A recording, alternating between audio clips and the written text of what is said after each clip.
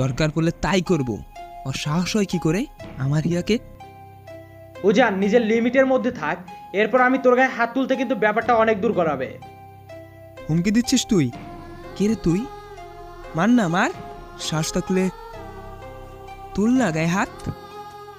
উজান, তুই কিন্তু এবার বাড়াবাড়ি করছিস। কথায় কথায় উজান আর আবিরে তুমুল লেগে যায়। দুজনে দুজনের গায়ে হাত অবধি তুলে ফেলে।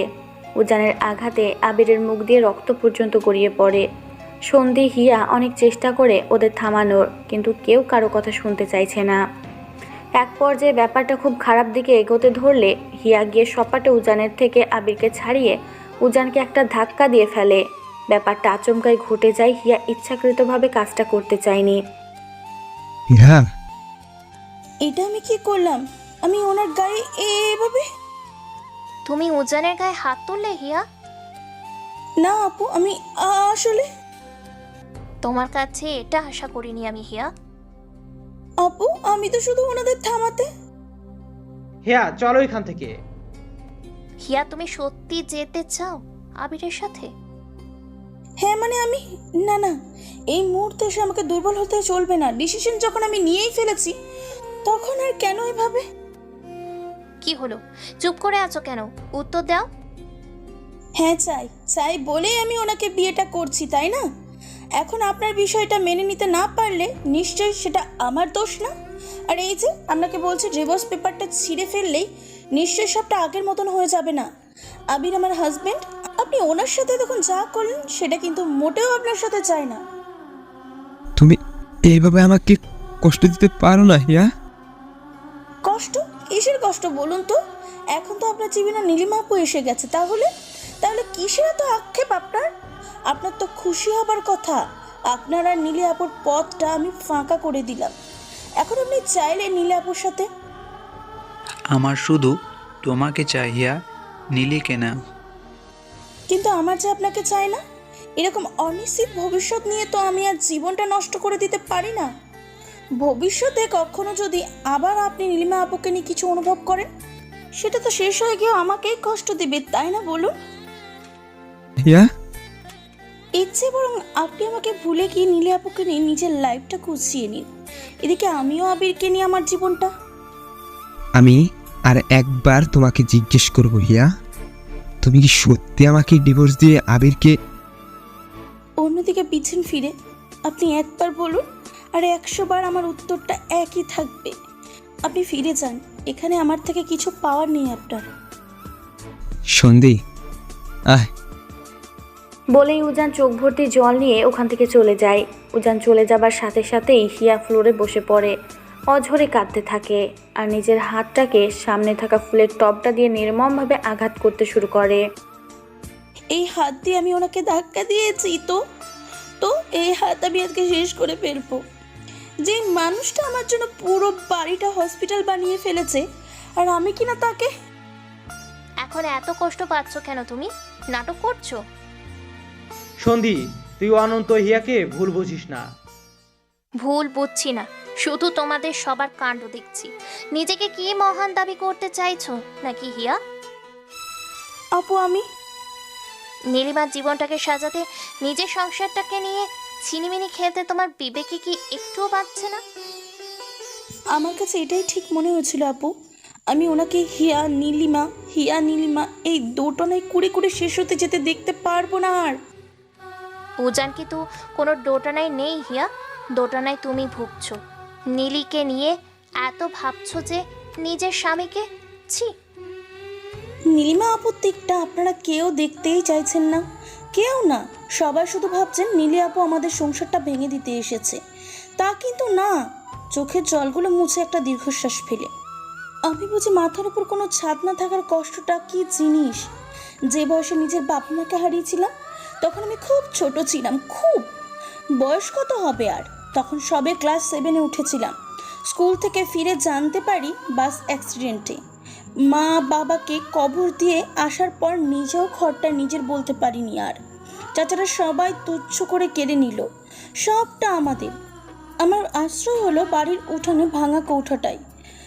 ভয়ে ভয়ে কত রাত না ঘুমিয়ে কাটিয়েছিলাম আমি। শুধু আমি জানি কেউ পাশে ছিল না, কেউ না। গ্রামের সাঁতার গীত থেকে শুরু করে সবার কুনজর এসে পড়তো আমার উপর। কত বড় সমাজের সেই কুলাসা থেকে নিজেকে বাঁচাতে বন্দি পাখির মতো পাখা চাপটে চিৎকার করেছি আমি।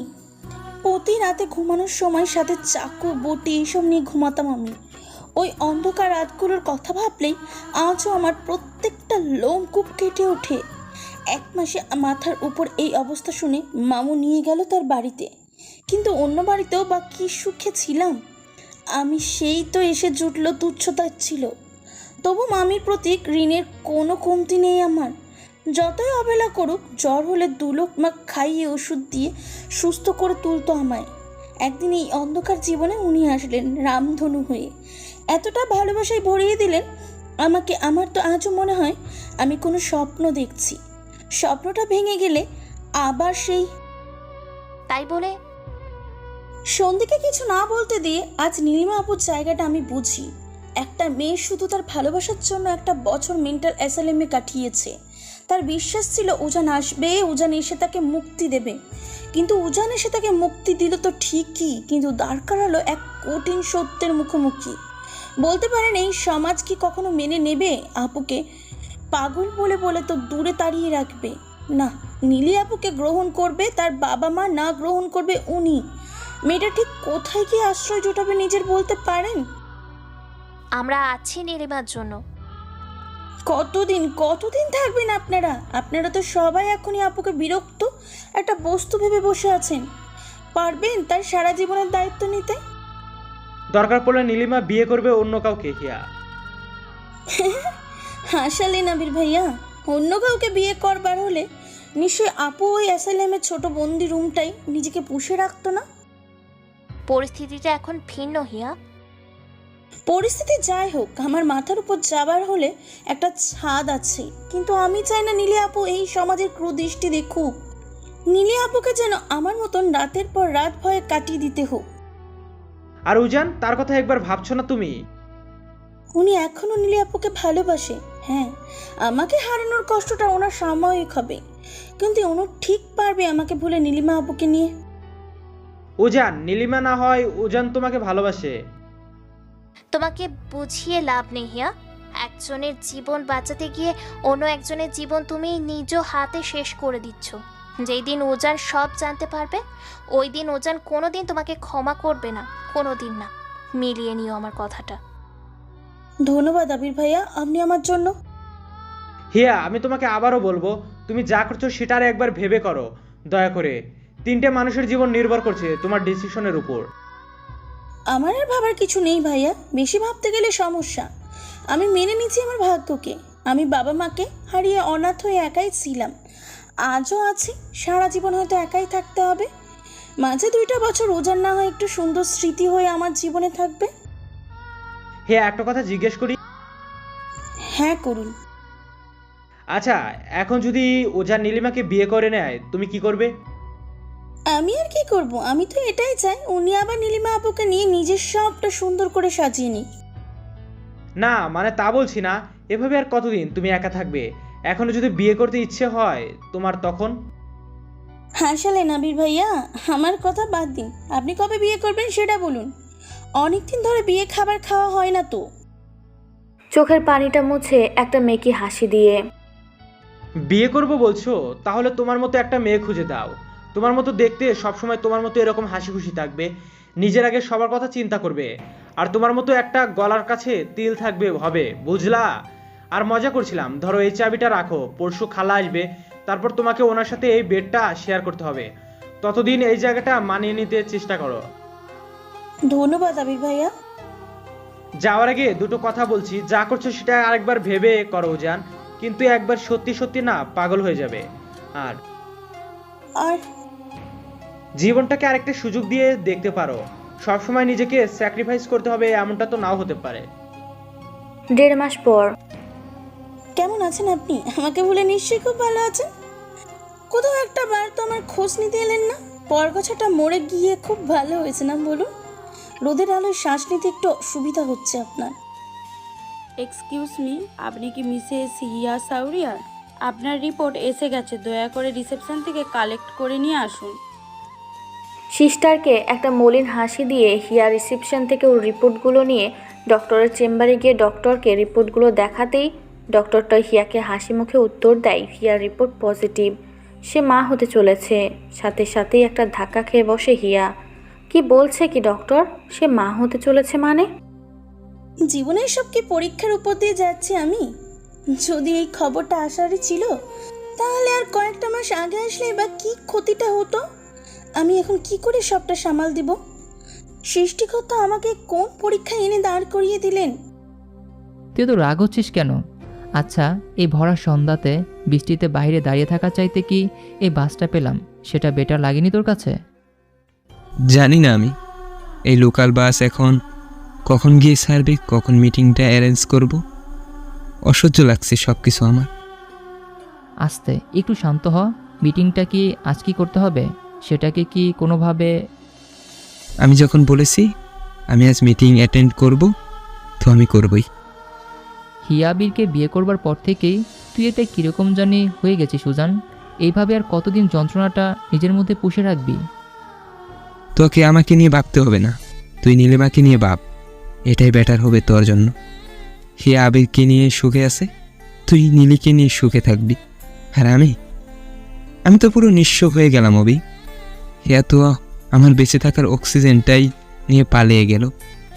তোরা সবাই এক একটা স্বার্থপর, তোর রাগ, নীলিমার ইগো, হিয়ার মুহূর্ত, সব কিছুর মাঝে আমিটাই আজ দিয়ে গেলাম।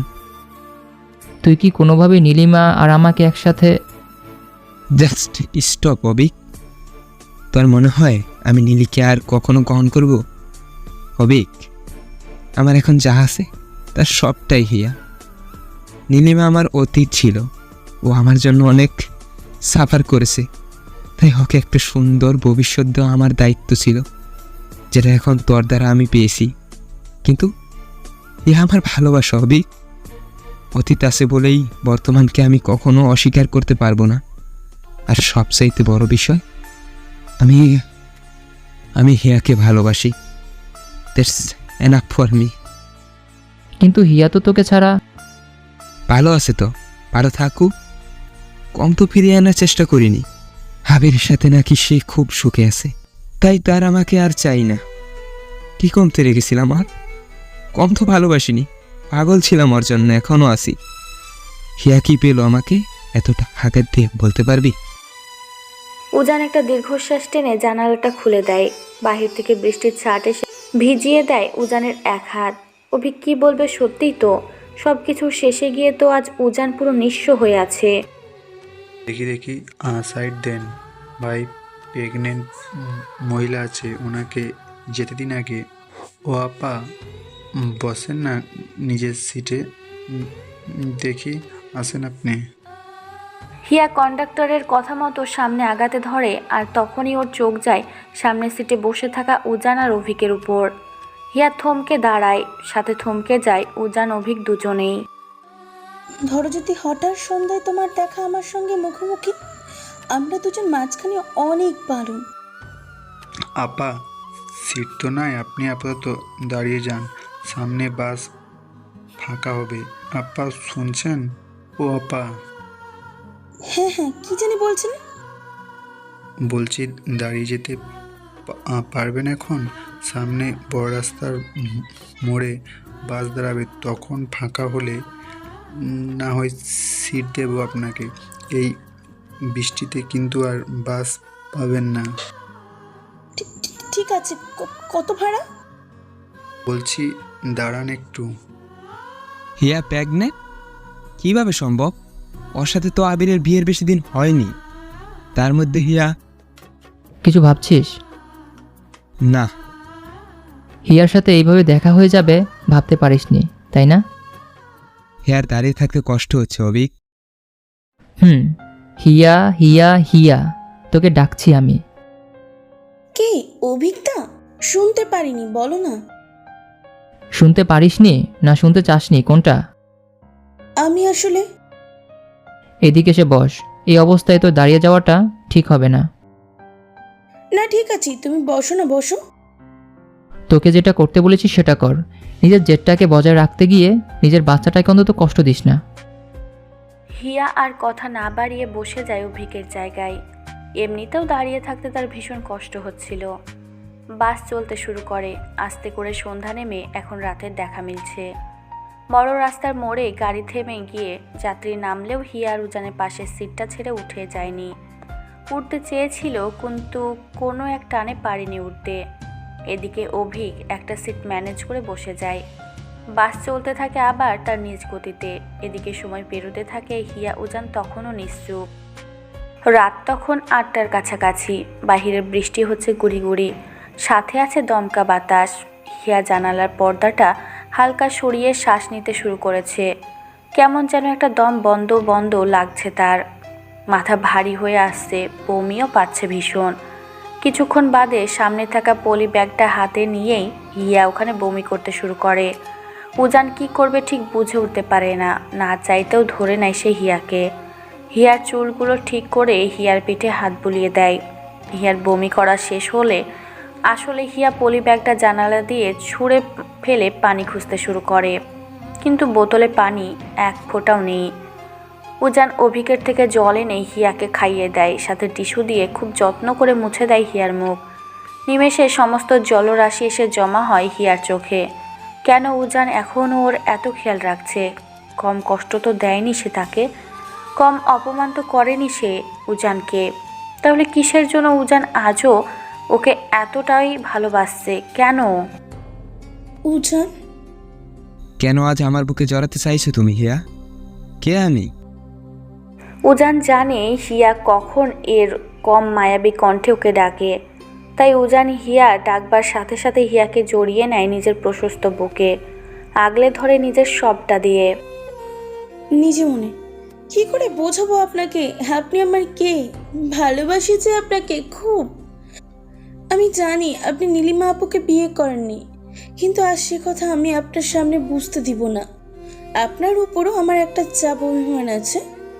আমি জানি না আপনি কোনোদিন আমার সেই অভিমানটা ভেঙে দিতে পারবেন কিনা। আবির কি রকম হাসবেন তোমার? তোমাকে এ অবস্থায় একা রেখে? না, উনি আসলে আসতে চেয়েছিল আমার সাথে, আমি ওনাকে। আমাকে মিথ্যা বলতে তুমি আজও শিখোনি হ্যাঁ? কোথায় এসেছিলে এখানে? আমার জানা মতে আবির বা তোমার কারোরই কোনো রিলেটিভ এ শহরে থাকে না। না, আমি আসলে একটা চাকরির ইন্টারভিউ দিতে। আবিরের এত ভালো স্যালারি থাকতে তোমাকে চাকরি খুঁজতে হচ্ছে স্টেন্স? আপনি তো জানেন আমি নিজের পায়ে দাঁড়ানোতে বিশ্বাস করি, অন্যের ভরসা হয়ে থাকতে না। বাচ্চাটার কত মাস হলো? এনাকে কিছুতে বুঝতে দেওয়া যাবে না। আমার 6 মাসের কাছাকাছি চলছে। ইনি নির্ঘাত সব বুঝে নেবেন। হয়েছে মানে বিয়ের পরের মাসেই কনসেপ্ট করেছি, তাই সবাই। আমার কথা বাদ দিন, নীলিমা আপু কেমন আছে বলদিন না তো? নীলিমা যাতে ভালো থাকে তার জন্যই তো এত আয়োজন ছিল তোমার। ভালোই আছে। মা, সন্ধি আপু এরা কেমন আছে? ভুলে গেছে না সবাই আমাকে? সবাই তোমার মতো এত স্বার্থপর না হিয়া। মা, সন্ধি সবাই আমরা খুব ভালো আছি। মা আর সন্ধি তোমাকে মনে রাখলেও তারা কিন্তু কখনো তোমাকে ক্ষমা করবে না। আপনি করবেন তো? তোমাকে ক্ষমা করা যায় না হিয়া, তোমাকে তো করুণা করা যায়, দয়া করা যায় তোমার উপর, বুঝছ? করুণা দয়া? তা নয় তো কি, যার জন্য আমাকে অবহেলা করে ছুঁড়ে ফেললে সে কি না তোমাকে আর তোমার বাচ্চাকে এভাবে? উজানের থেকে নিজেকে ছাড়িয়ে নিয়ে আমি এসে গেছি, আমাকে নামতে হবে। তোমাকে ধরেও বা কোথায় রাখতে পারলাম আমি হিয়া? না, আমি মানে। থাকো না আর একটু কিছুক্ষণ। কি ক্ষতি হবে আমার পাশে একটু থাকলে? না, সেটা সম্ভব না, আমাকে নামতে হবে, আমি আসছি। হিয়া শোনো, হিয়া হিয়া যেও না হিয়া, হিয়া। হিয়া উজানের ডাক একরকম না শোনার ভান করে কিছু না বলে ওর সব গুছিয়ে যত দ্রুত সম্ভব ওখান থেকে উঠে আসে। কিন্তু তাড়াহুড়ো করে বের হতে গিয়ে ফেলে রাখে পরশু করে আসা বাচ্চার আল্ট্রাসোনোগ্রাফ এর রিপোর্টটা উজানের চোখে না পড়লেও চোখে পড়ে অভিকের। অভিক রিপোর্টগুলো তুলে নিয়ে নিজের কাছে রেখে দেয়। এই মুহূর্তে উজানকে কিছু না বলাটাই ওর কাছে শ্রেয় মনে হয়। বাস শেষ স্টপে নামলে অভিক উজান দুজনের নেমে একটা উবার ভাড়া করে। এবার থেকে সোজা যেতে হবে মিটিংয়ে। খুব বিরক্ত নিয়ে পিছনের সিটে বসে আছে অভিক, আর মনে মনে উজানকে গালি দিচ্ছে হাজারটা। কত করে সে বলল মিটিংটা কাল রাখতে, উজান শুনলই না। এদিকে উজান নিজের সিটে চোখ বন্ধ করে কপালে হাত দিয়ে বসে আছে। মুখে কোনো কথা নেই তার, শুধু চোখের সামনে ভাসছে হিয়ার মলিন মুখটা। কেন জানি মনে হচ্ছে হিয়া ভালো নেই অবিক। হঠাৎ এরকম মনে হবার কারণ? আমি আমার হিয়ার অস্থিরতাটা বুঝি অবিক। আমার শুধু ভয় হয় আবির সত্যি হিয়াকে নিজের ভোগের বস্তু হিসাবে ট্রিট করছে না তো, নাকি আবিরকে নিয়ে হিয়া সত্যি ভালো আছে। তুই তো অনেকবার হিয়াকে ফিরে নিতে গিয়েছিলি বল, তোর তো বিশ্বাস ছিল হিয়া এরকম কাজ করতে পারে না। আজও আমার মন বলে আমার হিয়া আমাকে ঠকাতে পারে না, কিন্তু বাস্তবে যা হচ্ছে আমি সেটাকেই বা কি করে অস্বীকার করি বলতে পারিস? ও ভালো কথা মনে করে দিয়েছিস। তখন হিয়া চলে যাবার পর খেয়াল করলাম হিয়ার কি যেন একটা ফাইল পড়ে গিয়েছিল। ওয়েট। অভিক ফাইলটা বের করে পড়তে শুরু করে। ডক্টরের ফাইল এটা। হিয়ার বাচ্চার মনে হয়। তে দেখি। নে। উজান ফাইলটা নিয়ে খুঁতে খুঁতে দেখতে থাকে। আল্ট্রাসোনোগ্রাম রিপোর্টটায় বাচ্চা দুটোর অবয়ব স্পষ্ট দেখা মিলছে। উজান নিজের অজান্তেই সেই অবয়বে নিজের হাত ছুঁয়ে দেয়। নিমেষে কান্নার মেঘ এসে জড়ো হয় উজানের চোখে। আজ এই বাচ্চাটা তো উজানের হতে পারত। উজান হিয়া দুজনে আজ একসাথে। হঠাৎই উজানের খেয়াল হয় রিপোর্টে একটা না দুটো বাচ্চার অবয়ব দেখা যাচ্ছে। উজান নিজেকে সামলে নিয়ে রিপোর্টটা পড়তে গিয়ে দেখে ওখানে টুইন বেবির কথা স্পষ্ট করে আছে। উজান আর একবার নিজেকে সামলাতে পারে না। সেদিনের সেই মুহূর্তগুলোর কথা মনে আসতেই উজানের দমটা আটকে যায়। মনে তো হচ্ছে এই তো সেদিনই সে হিয়াকে ওর বুকে করে নিয়ে হিয়ার মান ভাঙাতে গিয়ে বলল তাদের যদি যমজ বাচ্চা হয় তাহলে কত ভালো হবে। আর আজ কি না চোখটা বন্ধ করে বুকের মধ্যে আঁকড়ে ধরে রিপোর্টটাকে সে কেন সে রিপোর্টগুলো আঁকড়ে ধরলো সে নিজেও জানে না। খুব কষ্ট হচ্ছে তার। রিপোর্টগুলো আঁকড়ে ধরে শান্তি পাচ্ছে সে মনে হচ্ছে। হিয়া কোথাও না কোথাও মিশে আছে তার সাথে। কেন করলে আমার সাথে এমনটা হিয়া? কেন? তোমাকে আঁকড়ে ধরে তো বাঁচতে চেয়েছিলাম, কি পেলে এতটা আঘাত দিই? এই বাচ্চা দুটো তো আমার আর তোমার হতে পারতো হিয়া। কিসের এত শাস্তি দিলে আমায় তুমি? কিসের প্রতিশোধ নিলে? কি রে, আজ বাবাকে প্রথম কাছে পেয়েছিস বলে খুব আনন্দ হচ্ছে তাই না? দুটোতে দেখছি পেটের মধ্যে খুব লাফঝাপ শুরু করে দিয়েছিস। থাম না রে বাবা, মাটার কষ্ট হচ্ছে তো নাকি? বুঝেছি, খুব খুশি আজ তোরা। আচ্ছা তোদের বাবা কি বুঝলো আজ আমি ওনার হাতটা আলতো করে আমার পেটে ছুঁয়ে দিয়েছিলাম? বুঝনি হয়তো, যেভাবে রাগ ছাড়ছিল আমার ওপর। এখনো সে আগের মতন জেদ আছে, কোমড়া মুখো একটা। কোথায় আজ তো সে একই ভুল বুঝে গেল আমাকে। জানতে তো চাইলো না আমি হিয়া কেমন আছি। আমাকে নাকি শুধু করুণাই করা যায়, সত্যি তাই তো। মিটিং শেষে বাড়ির উদ্দেশ্যে রওনা দেয় অভিক উজান দুজনেই। আজ অভিক ড্রাইভ করছে, উজানের আজ ড্রাইভ করবার শক্তি ইচ্ছে কোনোটাই শরীরে নেই। কেন জানি রিপোর্টগুলো দেখার পর ওর খুব ইচ্ছে করছে হিয়ার কাছে ছুটে যেতে। তার মন বলছে হিয়া ভালো নেই। সে শুধু চাইছে ছুটে গিয়ে আবার দেখতে হিয়া আসলেই আবিরের সাথে ভালো আছে তো। সিটের মধ্যে বসেই কেমন জানি ছটফট করছে উজান। সত্যিই কিছু ভালো লাগছে না তার। কেন দেখা হতে হলো হিয়ার সাথে আজ ওর? বেশ তো ছিল সবটা, সে তো সব হিয়ার সব অপমান মেনেই নিয়েছিল। তাহলে কেন এরকম কম লাগছে বুকের ভেতরে? অভিক বুঝে উজানের অস্থিরতা, কিন্তু উজানকে শান্ত করবার উপায়টাও যে তার জানা নেই। রিপোর্টগুলো হিয়াকে দিয়ে আসাটা জরুরি মনে হচ্ছে। কখন কোথায় গিয়ে লাগে? হ্যাঁ, কিছু বললি? বললাম রিপোর্টগুলো হয়তো জরুরি হিয়ার জন্য। একটা কাজ করলে হয় না, হিয়াকে বা আবিরকে রিপোর্টগুলো দিয়ে? কোথায় খুঁজবি ওদের তুই? হিয়া তো এখন আর আগের বাড়িটাতেও থাকে না, যেখানে গিয়ে আমি ওকে অনেকবার ফিরিয়ে আনতে চেয়েছিলাম। ওদের নতুন কোনো ঠিকানা জানা আছে তোর? তা তো জানা নেই। আচ্ছা, রিপোর্টে তো বাচ্চার গার্ডিয়ানের নাম্বার থাকার কথা। ওই নাম্বারে একটা কল দিয়ে দেখ না। আবির তো মনে হয় ওর নাম্বারটাকেও চেঞ্জ করে নিয়েছে। দেখছি। উজান রিপোর্টগুলোর সামনের অংশে গার্ডিয়ান পরিচয়টুকু পড়তে গিয়েই থমকে যায়। ওখানে যা লেখা আছে সেটা সে কিছুতেই বিশ্বাস করতে পারে না।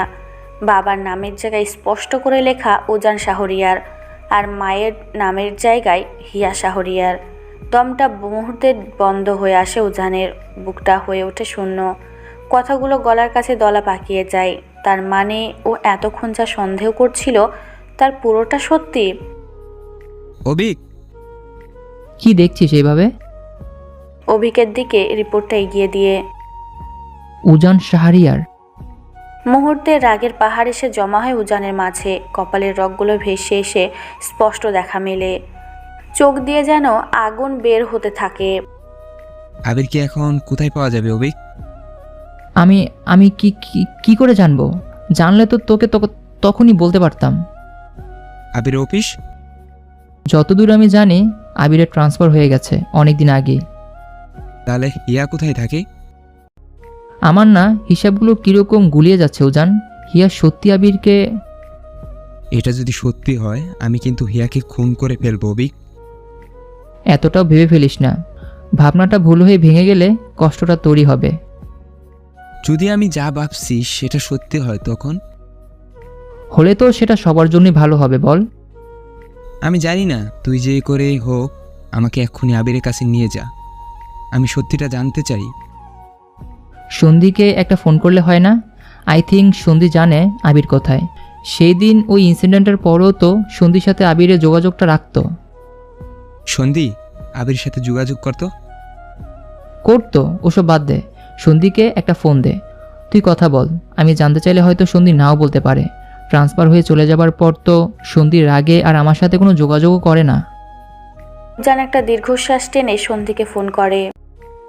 বাবা, সূর্য আজ কোন দিকে উঠেছে?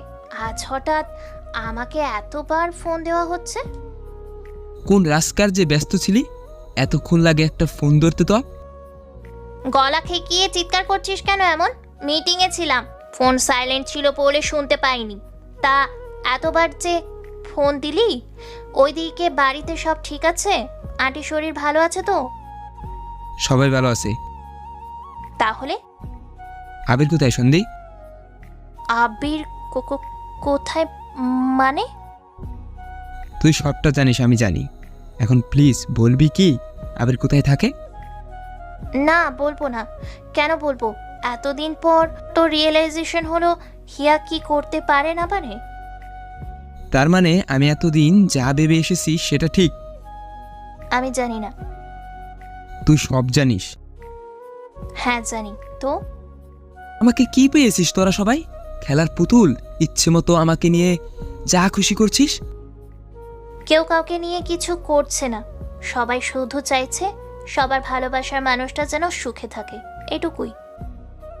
তুই তার মানে বলবি না আবির কোথায়, তাই তো? আবিরকে না খুঁজে হিয়াকে গিয়ে খুঁজ, কাজে দিবে। আমি আবিরের সাথে কথা বলতে চাই, হিয়াকে তো আমি পরে দেখে নিচ্ছি। কি করবি আবিরের সাথে দেখা করে? আবার ওই মারপিট, ভুল বোঝাবুঝি, এইগুলোই, তাই তো? তোকে একদিন বলেছিলাম না তোর জন্মই হয়েছে আবিরকে ভুল বোঝার জন্য? আজ আমি সেটার প্রমাণও পাচ্ছি। আমি তোকে আর একবার জিজ্ঞেস করব, আবির কোথায়? ঠিকানা টেক্সট করে দিচ্ছি, তবে একটা রিকোয়েস্ট করব। অনেক তো এইসব ভুল বোঝাবুঝি করে নিজেদের বন্ধুত্বটাকে নষ্ট করে দিলি। এবার অন্তত আবিরকে জড়িয়ে একটা সরি বলে দিস। রাখছি। সন্ধি ফোন রেখে উজানকে আবিরের ঠিকানা টেক্সট করে দেয়। উজান অভিককে নিয়ে সেই রাতে আবিরের বাড়িতে গিয়ে পৌঁছায়। এত রাতে উজানকে ঠিক আবির আশা করেনি। গেট খুলে উজানকে বসতে দিতেই উজান আবিরকে রিকোয়েস্ট করে হিয়া কোথায় সেটা বলতে। আবির প্রথমে না করলেও উজানকে ফিরিয়ে দেওয়ার সাহস ওর হয় না। আবির হয়তো তখনও চুপ থাকতো, কিন্তু যখন জানতে পারলো উজান শেষে আর নীলিমাকে বিয়েটা করেনি, তখন সে অনেকটা হালকা হয়ে সবটা বলে দেয়। সেদিন ওই বিয়ের পেপারস থেকে শুরু করে যা যা হিয়া বলেছিল সবটাই ছিল মিথ্যে। হিয়া শুধু নীলিমার কথা ভেবে এত বড় একটা ডিসিশন নিতে রাজি হয়। আবির এটাও বলে সে ও সময় জানতো না হিয়া কনসিভ করেছে। ইনফ্যাক্ট হিয়া নিজেও ওই সময় বুঝতে পারেনি যে ও কিছুদিন আগে আবির জেনেছে সবটা। যদি আগে জানতো তাহলে হয়তো আবির হিয়াকে এত বড় একটা কাজ করতে কখনোই দিত না। আবিরের থেকে সব শুনে উজানের আজ হিয়ার উপর ভীষণ রাগ হচ্ছে। মনে হচ্ছে হিয়ার সামনে থাকলে হয়তো হিয়াকেও নিজ হাতে গলা টিপে খুন করে ফেলতো। এত বড় একটা ডিসিশন নেবার আগে হিয়া একবারও ভাবল না ওর কথা। না, আজকে হিয়াকে এসবের জন্য কঠিন শাস্তি দিতে হবে, হিয়ার দেওয়া আঘাতের চাইতেও কঠিন। উজান আবিরকে কি বলবে ঠিক বুঝে উঠতে পারে না। আবির উজানকে হিয়ার ঠিকানা দিয়ে বলে, তুই আপাতত হিয়ার কাছে যা, আমার সাথে ঝগড়া রাগারাগিটা না হয় অন্য একদিন মিটিয়ে নিস। উজান কিছু বলে না, শুধু আবিরকে একবার জড়িয়ে ধরে সরি বলে ওঠে। আবির তাতেই অনেক খুশি। যাক, কিছুটা হলেও তো উজান রিয়েলাইজ করেছে আবির এতটাও খারাপ ছেলে না। হয়তো কখনো এটাও উজান জানতে পারবে, যার জন্য আবিরের সাথে তার এত ভুল বোঝাবুঝি, সেই ঘটনাটার জন্য আবির কোনোভাবেই দায়ী না। উজান অভিকে বাড়িতে ড্রপ করে দিয়ে হিয়ার ঠিকানার উদ্দেশ্যে রওনা দেয়। অভিক অনেক রিকোয়েস্ট করে উজানের সাথে যাবার জন্য, কিন্তু উজান রাজি না। হিয়ার সাথে বোঝাপড়াটা সে একাই সারতে চায়। অভিক থাকলে হয়তো সে হিয়াকে ঠিক করে শাস্তি দিতে পারবে না। তার যে হিয়াকে আজ খুব শাস্তি দিতে হবে, খুব খুব। রাত তখন 3টে কাটা ছুঁই ছুঁই। হিয়া তার ছোট্ট বিছানাটায় কাঁথা মুড়িয়ে ঘুমিয়ে আছে খুব শান্তভাবে। হিয়া যেই খালাটার সাথে থাকে, ওই খালাটা 2 দিন হলো গ্রামের বাড়িতে গিয়েছে, তাই হিয়া আজ 2 দিন ধরে বাড়িতে একা। হঠাৎই কলিং বেলের লাগাতার শব্দে ঘুম ভেঙে আসে হিয়ার। কাঁথাটা গা থেকে সারিয়ে উঠে বসে হিয়া। এই এত রাতে আবার কে আসলো? কটা বাজে? রাত 3টার সময় কে আসতে পারে? দরজা খোলাটা কি ঠিক হবে আমার? জানলা দিয়ে দেখবো একবার নিচে কে। হিয়া উঠে জানালা দিয়ে নিচে দেখতে চেষ্টা করে কে এসেছে, কিন্তু হিয়া দেখতে পারে না। একটু খেয়াল করলেই হিয়া দেখতে পারে সামনে একটা গাড়ি দাঁড়িয়ে, যেটা একদম হুবহু উজানের গাড়িটার মতো। হিয়া কিছু বুঝতে পারে না এখানে হঠাৎ উজানের গাড়ি কেন আসতে যাবে। এদিকে উজান কলিং বেল বাজিয়ে এবার চিৎকার করে করে হিয়া বলে ডাকতে শুরু করে। দরজা ধাক্কাতে থাকে জোরে জোরে। হিয়া ঠিক কী করবে বুঝতে পারে না। উজানের গলার আওয়াজ তার খুব ভালো করেই চেনা। এটা যে উজানই ওকে ডাকছে সে ব্যাপারে সে নিশ্চিত। কিন্তু এই এত রাতে উজান কেন হঠাৎ? হিয়া কোনো স্বপ্ন দেখছে না তো? এদিকে উজান যেভাবে ডাকছে, পুরো এলাকাবাসী না এবার যেন ঘুম থেকে উঠে যায়। শেষমেশ হিয়া বাধ্য হয়ে গেটটা আলতো করে খুলে দিতেই উজান দুম করে ভিতরে ঢুকে ধাম করে দরজা লাগিয়ে হিয়ার গালে পরপর 2টো দাবাং মার্কা চর বসিয়ে দেয়। চর খেয়ে হিয়া তো পুরো শকড।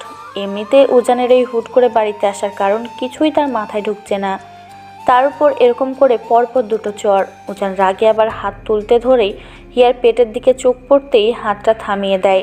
তবুও রাগ এখনো পড়ে না, তাই হিয়ার গলার টিপে ধরে রাগের চোটে। আমার গলা।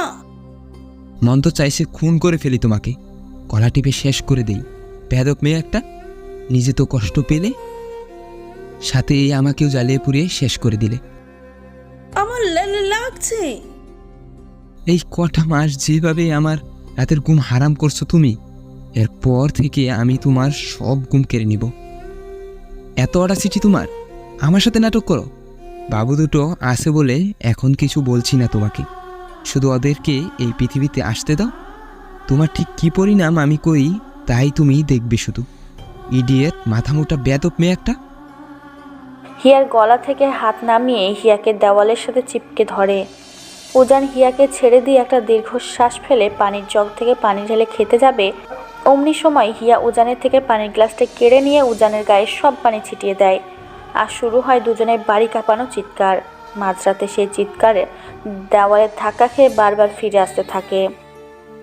What the hell is this? পানি কেন সেটালে গায়ে? কি ভেবেছেন কি আপনি?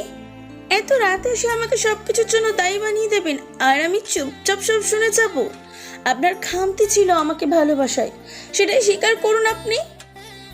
তুমি যা বলছো ভেবে বলছো তো হিয়া? ছিলে তো, না হলে কি এত সহজে বিলিভ করে নিতেন আমি আবির ভাইয়াকে বিয়ে করে নিয়ে আবির ভাইয়ের সাথে সুখে আছি? আমি বিলিভ করেছি? সত্যি হিয়া, কি অকৃতজ্ঞ তুমি। তুমি সেই দিন ওই সব করে আবিরের সাথে চলে আসবার পরও আমি কতবার তোমাকে ফিরে নিতে এসেছিলাম।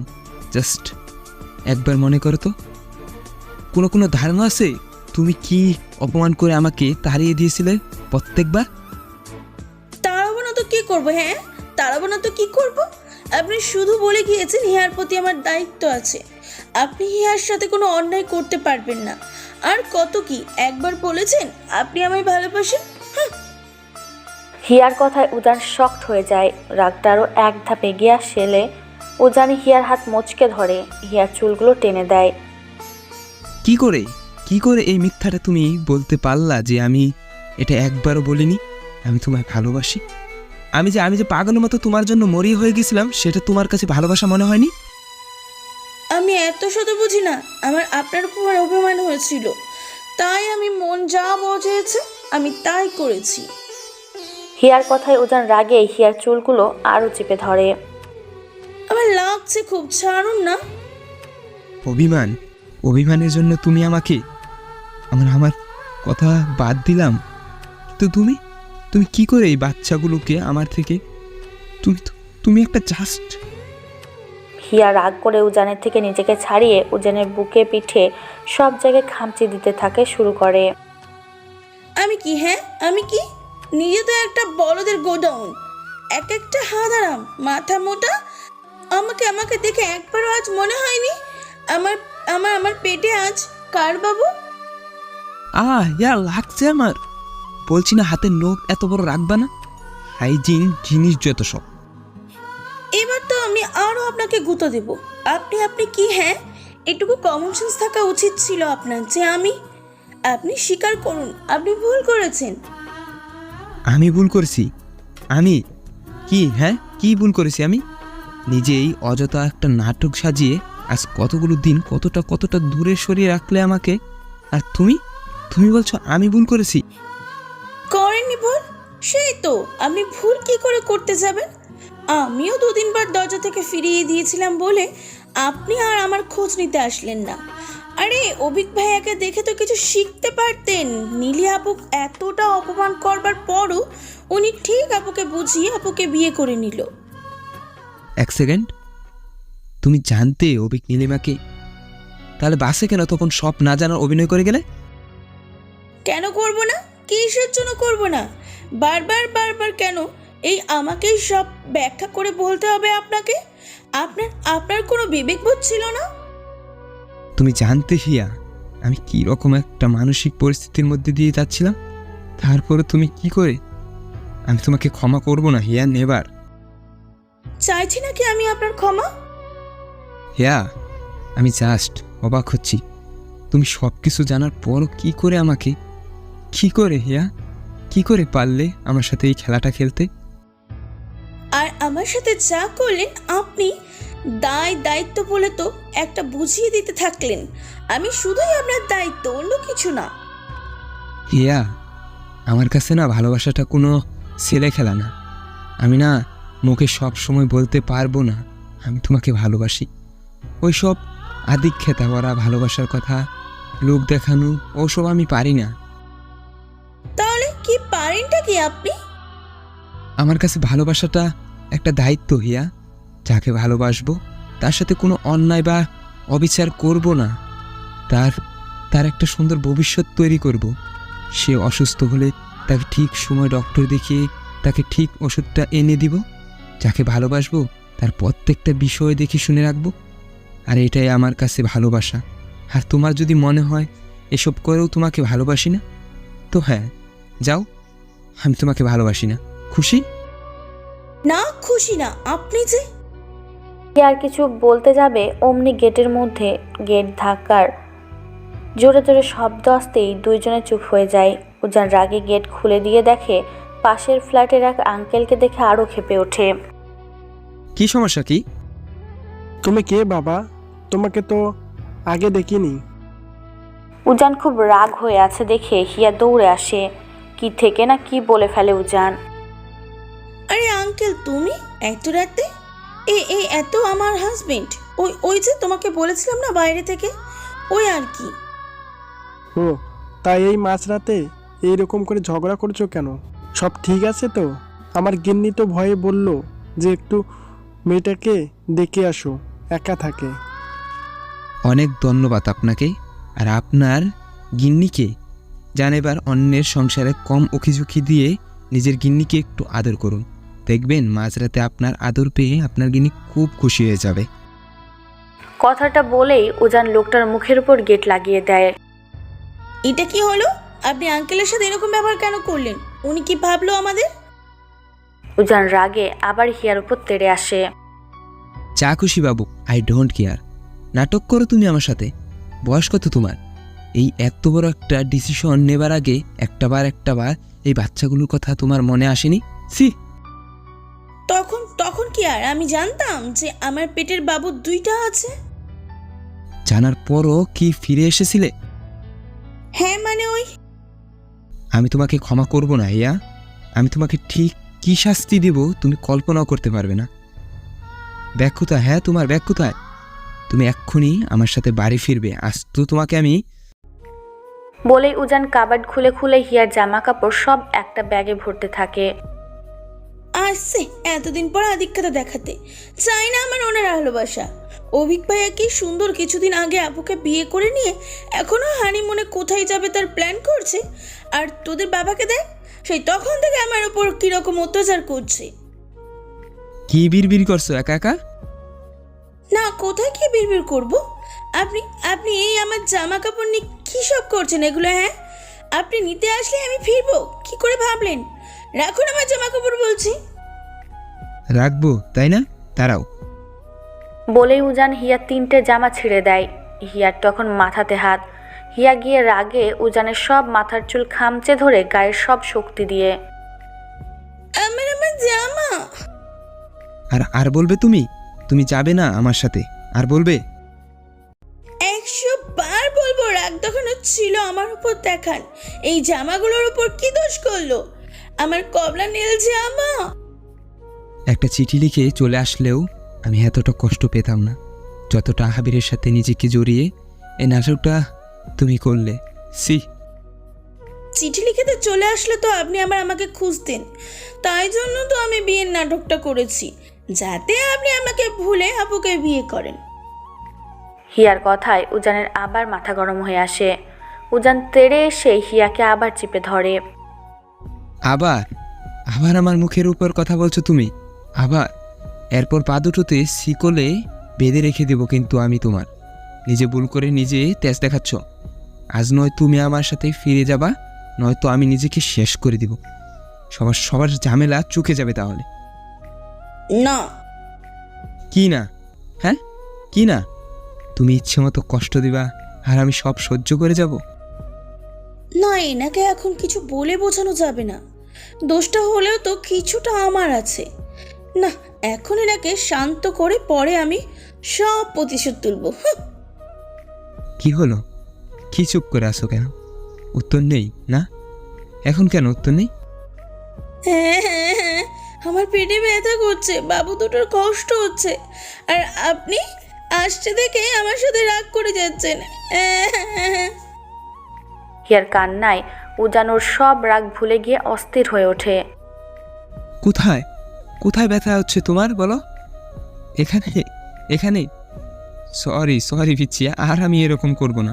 রাগ আসছিল তো খুব, তার জন্য আমি আর আর আর এরকম ভুল হবে না। আমার হাতে ব্যথা করছে, পা জমে যাচ্ছে, ঘুম পাচ্ছে, আর তার উপর আপনি বকবক করছেন, আমাকে রাগ দেখিয়ে আমাকে কষ্ট দিচ্ছেন। আমি বাবু দুটোকে বিচার দেব। তাদের বাবা খুব খারাপ, খুব বাজে। উজান হিয়াকে জড়িয়ে ধরে হিয়ার পুরো মুখে চুমু এঁকে দেয়। আর আমি এরকম করব না, আর কোনো কষ্ট হতে দিব না তোমার, কোনো কষ্ট না। সরি। এই দেখো কান ধরছি। বাহ, কান ধরে দাঁড়িয়ে আছে কেমন দেখো। ঠিক হয়েছে, দিয়েছে ইচ্ছে মতন ডোজ। এখনো আগের মতোই আছে, আমার একটু কষ্ট সহ্য করতে পারে না। আপনি কি চালাক? আমি তার চাইতে মহা চালাক, শাওরিয়া সাহেব। বহু ঝড়ঝাপটা পেরিয়ে হিয়ার কোল জুড়ে আজ এসেছে তাদের 2 পুচকো সোনা, দুটোই ছেলে বাচ্চা, দেখতে একদম হুবহু উজানের মতো। শুধু একজনের চুলগুলো খুব সিল্কি আর একজনের কার্লি। তবে দুইজনই আবার মায়ের মতো গলার কাছে একটা খুবই ছোট্ট তিলের দেখা পাওয়া যায়। বয়স হবার সাথে সাথে যা চোখে পড়ার মতো হবে। বড়জনের নাম শুভ্র, আর তার 2 মিনিট বাদে যার আগমন তার নাম রাখা হয়েছে অভ্র। আজ 2 সপ্তাহ হলো হিয়াকে ডিসচার্জ করে নিয়ে আসা হয়েছে হসপিটাল থেকে। হিয়া এখন অনেকটা সুস্থ। সিজারে বাচ্চা হয়েছে বোঝার উপায় নাই, দুরন্তপনা করতে এখনও সে আগের মতোই চঞ্চল। এদিকে উজানও ব্যস্ত তার সব কাজ ফেলে হিয়ার সব দিকে নজরদারি করতে। তাই তো আজ দুপুরে উজান হিয়ার ওষুধটা দিয়ে বলে গিয়েছিল, আমি ফোনটা করে আসছি, তুমি ওষুধগুলো খেয়ে নাও ততক্ষণে। এদিকে আজ বাসবিমানে উজানের মা, সন্ধি, নীলিমা সবাইকে দুপুরের খাবারের জন্য দাওয়াত করাতে সবাই এসে উপস্থিত। তাই তো উজান চলে যেতেই বিরিয়ানির গন্ধ নাকে পৌঁছাতেই মেয়ে ওষুধের কথা ভুলে গিয়ে দৌড়ে ছুটে গেছে রান্নাঘরে, গিয়ে বাসবিসহ সবার সাথে গল্প জুড়ে দিয়েছে একপালা গল্প। পুচকো দুটো তো এখন সারাদিন ঘুমোয়, আর ক্ষুধা লাগলে শুরু হয় বাড়ি কাঁপানো কান্না। তাই হিয়া এখন অনেকটা আরাম করে ঘুরে বের হচ্ছে, দুটোই ঘুমাচ্ছে বলে।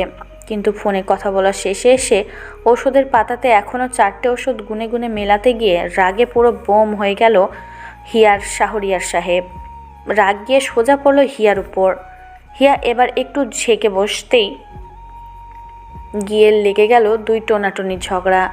আজকে এই নিয়ে 3বার তাদের ঝগড়া চলছে। বাড়ির সবাই এতে অভ্যস্ত হয়ে পড়েছে, তাই কেউ আর এ বিষয়ে মাথা ঘামাতে ইচ্ছুক না। এজন্য আমি বাচ্চা নিতে চাইনি এত তাড়াতাড়ি। নিজে যদি তোমার খেয়াল রাখতে না পারো, তাহলে আমার বাচ্চা দুটো যে তুমি কী দুর্দশা করবে কে জানে। একদম বাজে কথা বলবে না, হ্যাঁ? আমি আমার পুচকো দুটোকে একদম আমার বুকে আঁকলে আঁকলে রাখি। এই কদিন একবারও দেখেছেন আমার জন্য আমার বাবু দুটোর কোনো অসুবিধা হয়েছে? সে তো আমি কাজ ফেলে সারাক্ষণ বাড়িতে আসি বলে কোনো সমস্যা হচ্ছে না। আমি না থাকলে পারতে একাতে এসব সামলাতে? আঙুল নেড়ে নেড়ে এইসব বলে কিন্তু আপনি আমাকে আন্ডার এস্টিমেট করছেন, হ্যাঁ? আর কে বলেছে অফিস বাদ দিয়ে এই সারাক্ষণ আমার পুচকো দুটোর পিছনে পড়ে থাকতে? একবার শুধু অফিস থেকে নোটিশ আসুক, খুব ভালো হবে। তখন চাকরি হারিয়ে দেখবো কোথায় গিয়ে আমাদের জন্য এত সব জিনিস কিনে নিয়ে আসেন আপনি। আমি না তোমার মতো অপদার্থ না, আমার সেন্স আছে। আমি কতদিন ছুটি নিয়েছি আর কতদিন ছুটি নিতে পারবো, আর আমার যদি কখনো চাকরি হারায়ও না, আমি ঠিক নতুন চাকরি জোগাড় করতে পারবো। এতটুকু যোগ্যতা আছে আমার। এতটুকু যোগ্যতা আছে আমার? ম্যামে একদম আমাকে ব্যঙ্গাবে না বলে দিলাম কিন্তু। একদম আমাকে ভাঙাবে না বলে দিলাম কিন্তু। আমার ঠেকা বলেছে আপনাকে ভেঙানি। সবসময় বেশি কথা। দেখি এই ওষুধটা খাও, হা করো। উজান হিয়ার মুখে ওষুধটা দিয়ে হিয়াকে পানিটা খাইয়ে দেয়। একটু সিরিয়াস হও ভাইয়া, বল হচ্ছে না এখন? নিজের খেয়াল এখন নিজেকে রাখতে শিখতে হবে না? আমি কি সবসময় থাকবো? দেখুন, আমি কিন্তু আমার খেয়াল রাখি, হ্যাঁ? যখন আপনি ছিলেন না ওই মাসগুলো কিন্তু আমি একাই সব সামলিয়েছি। আর এত তাড়াতাড়ি বাবুটা কে নিতে বলেছিল শুনি? আমি বলেছিলাম? তা নয় তো কি, আমি বলেছিলাম। হ্যাঁ বলিনি, কিন্তু ওই আদর করবার সময় তো আপনার হুঁশ জ্ঞান হারিয়ে যায় না? কি খারাপ তুমি অমনি এখন সব দোষ আমার কাঁধে দিয়ে দিলে? আদর নেব বলে কে লাফালাফি করে সবসময় শুনি? মানে হ্যাঁ, কিন্তু ভুল আপনারও আছে। হ্যাঁ, প্যাকেটে ছিল না তো কি দরকার ছিল আদর করার? নিজের প্রোটেকশন ছাড়া আদর করবে আর আসছে আমাকে কথাগুলো শোনাতে। হিয়া উজানকে একটা ভেঙচি কেটে অভ্র আর শুভ্রর কাছে গিয়ে ঘুমন্ত বাচ্চা দুটোর মুখে হাত বুলিয়ে খেলতে শুরু করে। আমার বাবু দুইটা একদম আমার মতোই হয়েছে, বাবার মতন একটু হয়নি। বাবাটা খুব পচা না, শুধু মাকে বকে, তাই না? বললেই হলো তোমার মতো হয়েছে। সবাই বলছে আমার মতো হয়েছে। আর ম্যাডামের কথা শোনো, এখন তোমার মতন হয়েছে, দেখবা কিছুদিন পর আমার মতো দেখতে হবে হুবহু। না, আমি চাই অভ্র আর শুভ্র আমার মতো হবে। আর আমাদের যে মেয়ে হবে হিয়া, সে হবে একদম তোমার মতো, একদম একটা পরী। তাই বুঝি? দুটো পুচকো আসছে দেখে কত কথা আপনার। হিয়া বড় হও, হিয়া এটা করা যাবে না, ওটা করা যাবে না। আর আপনি নিবেন আর একটা মেয়ে, কচু হবে আপনার তারা। এখন দেখি ছাড়ুন এখন আমাকে, আমি গোসল করব, এর মধ্যে আমার সোনা পুচকো দুটো উঠে যাবে, ওদের খাওয়াতে হবে, কত কাজ আমার। পাগলে একটা, যাও, কিন্তু বেশিক্ষণ পানি নাড়বা না। তোমার ঠান্ডা লাগলে আমার বাবু দুটোরও তো ঠান্ডা লাগবে, বুঝো না? তার উপর ওয়েদারটা দেখছো কি ঠান্ডা ঠান্ডা, বৃষ্টি আসলে আরও ঠান্ডা লাগবে। আসছে আমার সব জানতা। জীবনে মনে হয় আর কারোর বাচ্চা হয়নি। দেখি ছাড়ুন এবার। ওহো, ছাড়ুন না। হিয়া গোসলে যায় ঠিকই, কিন্তু মেয়েরাজ গোসল করে বের হতে হতে ঘন্টা 1.5 মতো সময় লাগে। এর মধ্যে বড় শুভ্র ঘুমিয়ে থাকলেও ছোট অভ্রের ঠিক ঘুম ভেঙে যায় ক্ষুধার চোটে। আর ঘুম থেকে উঠেই শুরু হয় তার টোয়া টোয়া কান্না। এদিকে অভ্রর কান্না দেখে উজান তো পুরো ক্ষেপে আগুন। বারবার করে সে হিয়াকে বলল বেশি দেরি করে গোসল না করতে, কম পানি নাড়াচাড়া করতে, কিন্তু হিয়া কি করলো? গোসল করতে গেল তো গেল, আর বের হবার নাম গন্ধ নেই। এদিকে অভ্র সোনার কান্না শুনে বালতির আর দুটো কাপড় কোনো মতে কেচে গায়ে ঝপাঝপ পানি ঢেলে দৌড়ে এসে অভ্রকে খাওয়াতে শুরু করলো হিয়া। এদিকে তার সামনে গটগট করে রাগে কটমট করছে তার শাহরিয়ার সাহেব। উজান রাগ করবেই না বা কেন? কে বলেছিল এতক্ষণ গোসল করতে? কে বলেছিল বালতির কাপড়গুলো ধুয়ে দিতে? কে বলেছিল এত বাড়াবাড়ি করতে? না, আজকে হিয়াকে শাস্তি দিতেই হবে। এর আগে অনেক ছেলে মানুষও করেছে, সে এখনও করছে। তাই এখন হিয়াকে শাস্তি না দিলেই সে নয় উজানের। হিয়া তার মেক্সির দুটো হুক খুলে অভ্রকে খাওয়াতে ব্যস্ত। চুল মোছার সময় যে সে পায়নি, তাই চুল দিয়ে টপ টপ করে পানি পড়ে ভিজিয়ে দিয়েছে তার পুরো পিঠ। তার উপর বারান্দা থেকে আসা বৃষ্টির আগের দমকা বাতাস। হিয়া এবার সত্যি সত্যি ঠান্ডায় কেঁপে উঠছে। হিয়ার হাতের লোমকূপগুলো সব দাঁড়িয়ে যাচ্ছে, যেটা উজানের চোখে ধরা দিচ্ছে স্পষ্ট। উজানের চোখ দিয়ে এই মুহূর্তে তাকানোর সাহস হিয়ার নেই। উজানের চোখে আগুন জ্বলছে। এই চোখ এখন হিয়া তাকালেই যে সে পুরো ভস্ম হয়ে যাবে। কেমন করে দাঁড়িয়েছে দেখো, মনে তো হচ্ছে কিনে খাবে। উফ, যাচ্ছে না কেন সামনে থেকে? আমি একটু খেলতেও পাচ্ছি না আমার ছোট্ট সোনার সাথে। কবে যে ছুটিগুলো শেষ হবে না। হিয়া দাঁত কিরমির করে নিজ মনে বকবক করতেই থাকে। অব্রর সাথে যে এখন একটু লুকোচুরি সে খেলবে উজানের ভয়ে, সেটাও সে পাচ্ছে না। উজান এখনও হাত দুটো ভাঁজ করে পাথরের মতো দাঁড়িয়ে আছে হিয়ার সামনে। হিয়া একটা শ্বাস টেনে উজানের চোখের দিকে তাকিয়ে আবার টপ করে চোখটা নামিয়ে নেয়। উজানের চোখ তো না, যেন চোখ দিয়ে রাগের লাল আভা ভেসে ভেসে আসছে। তোতলাতে অভ্রর দিকে মুখ করে, ওই খেলা আজ 2 দিন ধরে আসছে না। না, কতগুলো কাপড় জমা পড়েছিল, মা আর এক হাতে কত করবে, তাই জন্য তো আমি একটু। আরে ওয়াশিং মেশিনটা তো ঠিক করব করে করা হচ্ছে না। আমি কাল থেকে তাড়াতাড়ি উঠে সকাল সকাল সব সেরে। আপনি প্লিজ ওভাবে তাকিয়ে থাকবেন না, আমার ভয় করছে ভীষণ, প্লিজ। উজান কিছু না বলে বারান্দায় দরজাটা লাগিয়ে দিয়ে আসলো। এসে হিয়ার জামা কাপড়গুলো এক এক করে একটা ব্যাগে ভরাতে শুরু করলো। না, আজ হিয়াকে সে এত সহজে ছাড়বে না। এদিকে অভ্র তার মায়ের বুকের আরামে, মায়ের বুকের উষ্ণতা পেয়ে খেতে খেতে আবার ঘুমিয়ে যেতেই হিয়া শুভ্রর পাশে অভ্রকে ঠিক করে শুইয়ে দিয়ে চারপাশে বালিশ দিয়ে একটা সুন্দর বেষ্টন তৈরি করে অভ্র শুভ্র দুইজনের কপালে আদরের ছোঁয়া ছুঁইয়ে দিয়ে উঠে বসলো। আপনি আমার জামা কাপড়গুলো এভাবে ব্যাগে কেন ভরছেন? ও উজান, কি হয়েছে আপনার? আপনি কেন এইসব ব্যাগে? আমি তোমাকে শাস্তি দিতে চেয়েছিলাম না, সেবার বলেছিলাম না, মনে আছে? পুষ্ক দুটো আসলে তোমার পরিণাম আমি কি করব তুমি শুধু দেখবা। হ্যাঁ, সেগুলো তো পুরনো হয়ে গেছে না, এখন এসব কথা কেন আসছে এর মধ্যে? আসছে, তুমি নিয়ে আসতে বাধ্য করেছি। এতদিনে শাস্তিটা দিলে তোমার কিছু একটা শিক্ষা হতো, কিন্তু না, তুমি তো তুমি। তাই আজকে আমি তোমাকে শাস্তি দিব। কি শাস্তি দিব জানো?